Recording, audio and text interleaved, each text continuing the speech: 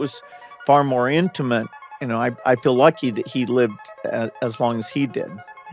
How does that, as that relationship evolves, like it felt like when I was reading Source Code, I felt like your father was there to always save you in these moments. Like he'd pick up the phone, he'd be involved in, talking to you and your friends. Like he was there in these very pivotal moments that felt like almost professional support from him, of course, based on his intelligence and background as well. But it sounds like that evolved to a much more emotive, intimate space. Like what does that look like for a father and a son across all those years?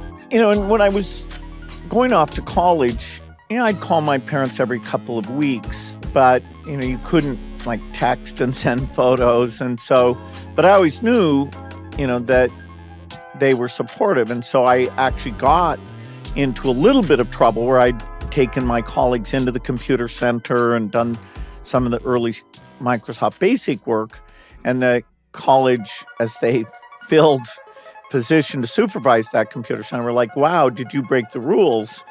And, my dad was always so kind of wise, whenever it was like, oh my God, I may have screwed up here.